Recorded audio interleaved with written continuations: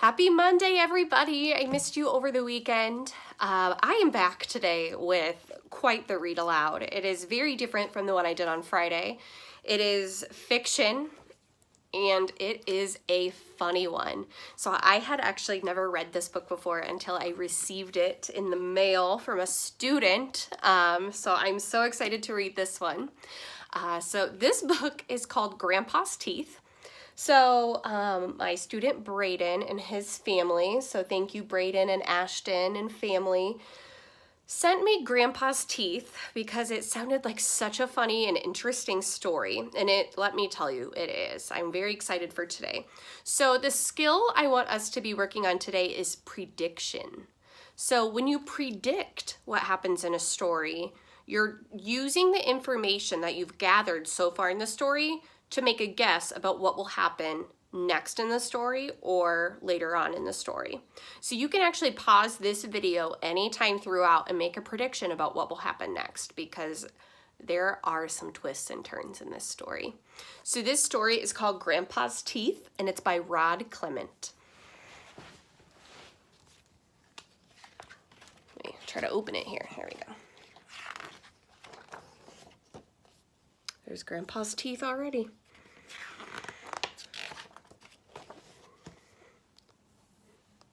Help! I've been robbed! We heard Grandpa shouting. It's a disaster! Come quickly! He was still shouting as Mom, Agatha, and I ran up the stairs. Why is he talking like that?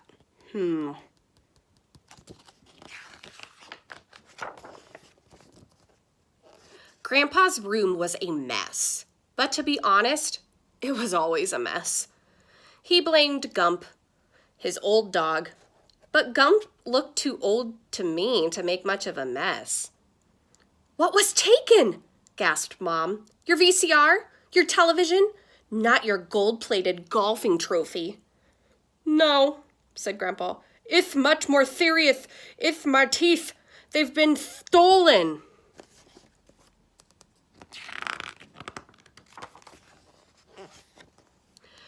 Grandpa normally kept his teeth in a glass of water by the bed. The glass was still there, but the teeth were missing. You haven't swallowed them by mistake, have you? Asked Mom. Of course not, replied Grandpa. Those teeth were special, handmade by the finest Swiss craftsmen.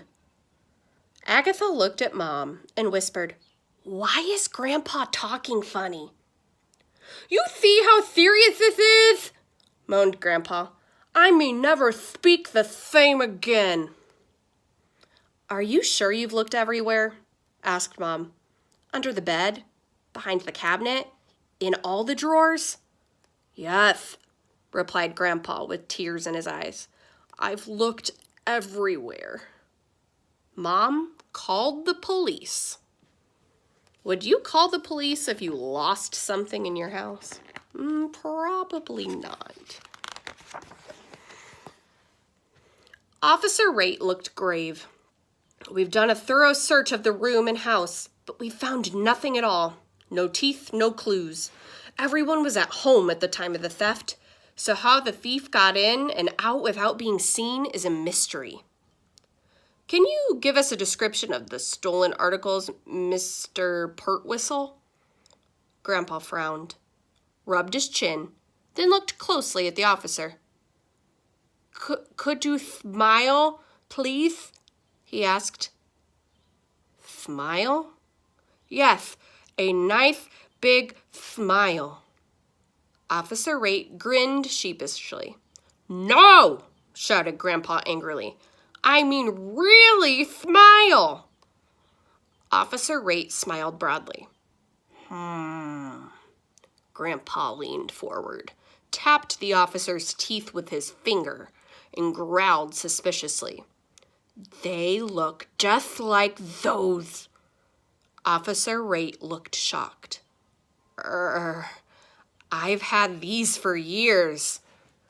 So what's Grandpa thinking right now?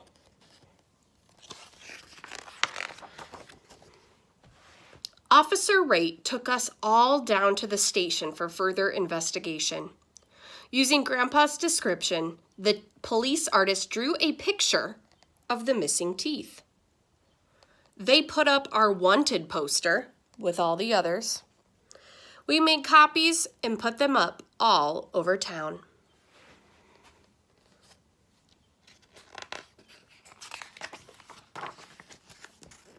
Officer Rate rounded up the usual suspects and took them in for questioning. All of them were asked to smile. Most of them had missing teeth as well, but just one or two, not the whole set. They even brought in our unfriendly neighbor, Mrs. Carbuncle, because her own teeth didn't fit. But Grandpa didn't recognize her or the teeth in the police lineup. "I've never seen her smile before," he explained to Officer Rate.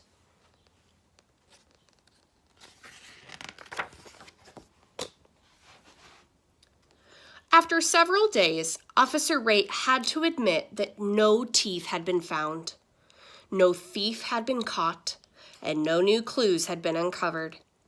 Grandpa suspected everyone, especially anyone who didn't smile. Soon the whole town was smiling at him. Although he never smiled back, he had nothing to smile with. Mom even got a call from one of those TV shows, Unsolved Crimes. They came to the house in a helicopter. We had to reenact the whole thing. When Grandpa was interviewed, he asked the reporter, Pearl White, if he could borrow some of her teeth. "After all," he mumbled, "you have more than enough."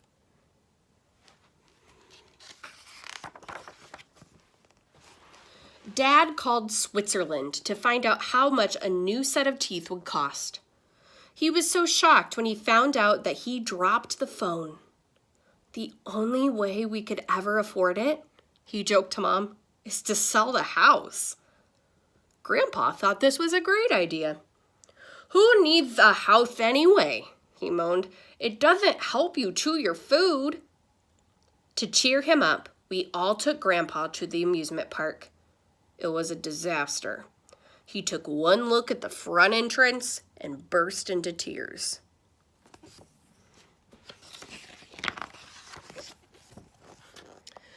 Everyone watched Unsolved Crimes, but no one called Officer Rate, and the crime remained unsolved. Some spare teeth were left in the mailbox, but none of them fit properly. People began locking their doors at night, imagining a teeth thief loose on the streets. No one knew who would be next, so fear gripped the town. The thief had to be caught, and soon. It seemed that the only way to prove beyond a reasonable doubt that the teeth in your mouth were your own was to smile broadly at every person you met. Anyone who didn't smile was immediately dragged off to the police station for more questions and a chat with Officer Rate. So everyone began smiling at everyone else, all the time, everywhere, even at funerals.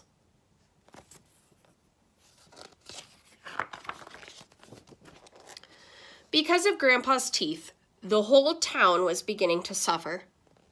Tourists, seeing the endless sea of smiling faces, were too scared to get out of their cars. After a while, they stopped coming altogether.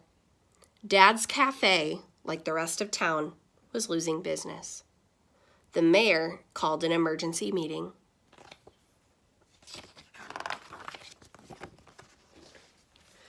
That night, for the first time that anyone could remember, the town hall was full.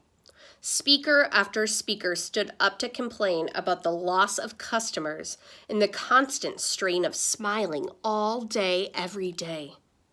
Pastor Butters summed up the situation.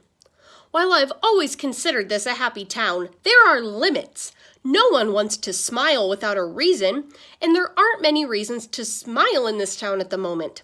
It's time, I believe, to put a stop to it." The crowd cheered. Mr. Pertwhistle had one of the finest sets of teeth in the country, and he alone could not afford to replace them.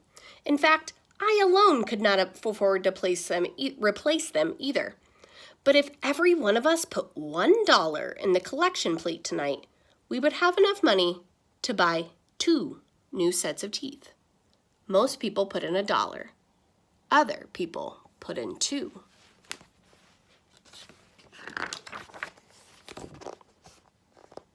At the presentation ceremony, Grandpa opened the package and revealed 2 sets of brand new teeth.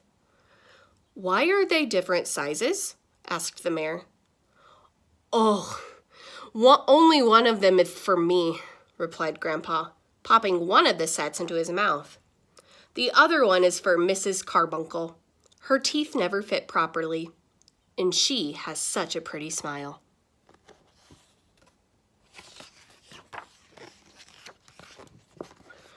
Grandpa was very happy with his new teeth. So was Mrs. Carbuncle. They smiled all the time.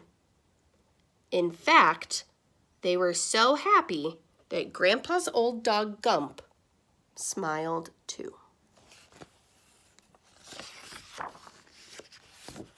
For the first time ever.